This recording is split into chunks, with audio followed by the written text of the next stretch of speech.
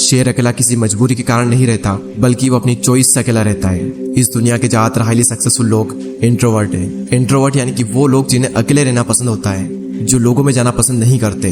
Bill Gates जो कि Microsoft के को फाउंडर है, 7 दिन के लिए बिना किसी टेक्नोलॉजी के अपने फ्रेंड्स एंड फैमिली से दूर रहकर अकेले रहते हैं। और इसका रीजन वो ये बताते हैं कि इससे उनकी क्रिएटिविटी बढ़ती है, उनके माइंड में नए नए आइडियाज आते हैं और अपनी लाइफ के कई सारे बड़े बड़े डिसीजन उन्होंने इसी दौरान लिए हैं। और ये सभी लोग किसी मजबूरी की वजह से अकेले नहीं रहते, ये अपनी चॉइस से अकेले रहते हैं, क्योंकि उन्हें पता होता है कि एक अकेला इंसान कुछ भी कर सकता है।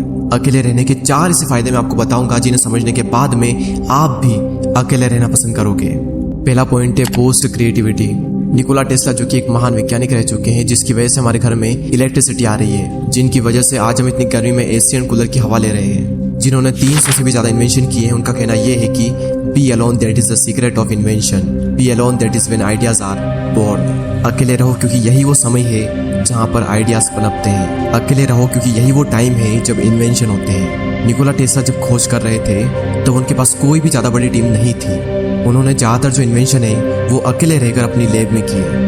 और रिसर्च बताती है कि जब आप अकेले होते हो और कुछ भी नहीं कर रहे होते हो, तब आपके ब्रेन के DMN यानी कि डिफॉल्ट मोड नेटवर्क में ज्यादा एक्टिविटी होने लगती है। और इसी नेटवर्क की वजह से इंसान क्रिएटिव सोचता है, उसके ब्रेन में नए नए आइडियाज आते हैं। सर आइजैक न्यूटन को भी क्रिएटिविटी का आइडिया तब आया था जब वो अकेले एक एप्पल ट्री के नीचे बैठे थे। मेरे इस YouTube चैनल पर इतनी सारी वीडियो है, इनमें से एक भी वीडियो ऐसी नहीं है जो कि मैंने किसी के साथ बैठकर बनाई हो। सारी वीडियोस के आइडिया मुझे अकेले में आए हैं और सभी वीडियो की स्क्रिप्ट मैंने अकेले बैठकर ही लिखी है। अगर मेरे साथ कोई है तो मैं कभी भी काम नहीं कर सकता, मुझे एकांत माहौल चाहिए क्रिएटिव सोचने के लिए। सेकेंड पॉइंट है इंक्रीज्ड फोकस। जब आप अकेले रहोगे तो उन सभी लोगों से दूर रहोगे जो कि आपका ध्यान भटकाते हैं। आपका पूरा फोकस बस एक ही जगह पर रहेगा, आप चाह कर भी भटक नहीं सकते। उस वक्त मैं ज़्यादातर टाइम अकेला ही रहता था और मुझे बहुत अच्छा लगता अकेले रहना, क्योंकि अकेले में मैं एक जोन में होता था। मैं भगवान का बहुत ही शुक्रगुजार हूँ कि उस वक्त मुझे लोग ज़्यादा पसंद नहीं करते थे। मेरी लाइफ में बहुत ही कम लोग थे और उसी वजह से मैं फोकस कर पाया और आज कुछ बन पाया, सिर्फ और सिर्फ क्योंकि मैं आइसोलेशन में था। अब ये आइसोलेशन क्या होता है? एक होता है अकेले रहना और एक होता है अकेले रह करके अकेला फील करना। अकेले फील करना यानी कि लोनलीनेस, अकेलापन। इसके लिए आपकी लाइफ में 1 से 2 लोग होने चाहिए, कुछ खास लोग जिनसे आप टाइम टू टाइम मिल लें, अपने दिल की बातें शेयर कर लें और उसके बाद फिर खत्म।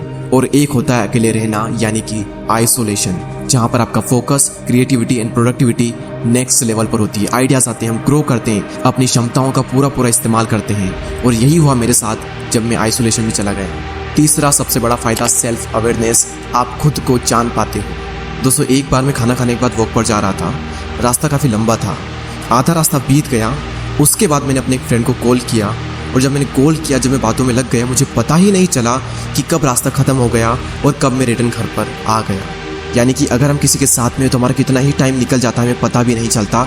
बड़े बड़े रास्ते छोटे पड़ जाते हैं अगर हम किसी के साथ में होते हैं तो। लेकिन जब हम अकेले होते हैं तो वही समय, वही रास्ता थोड़ा लंबा लगता है और हम अपने बारे में ज़्यादा सोच पाते हैं। सेल्फ अवेयरनेस के लिए, खुद को जानने के लिए अकेले रहना बहुत ज़रूरी है।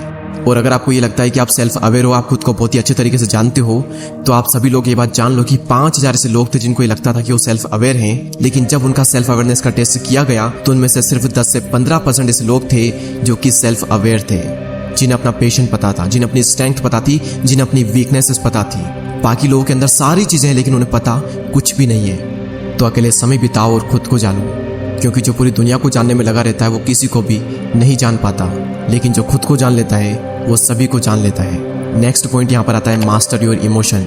यहाँ पर फिर से वही बात आती है कि जो इंसान अपने इमोशंस को समझ लेता है वो पूरी दुनिया के इमोशंस को समझ लेगा। Royal Enfield, Mountain Dew, Maggi और ऐसी और भी कई सारी कंपनी के आपने एडवर्टाइजमेंट जरूर देखे होंगे।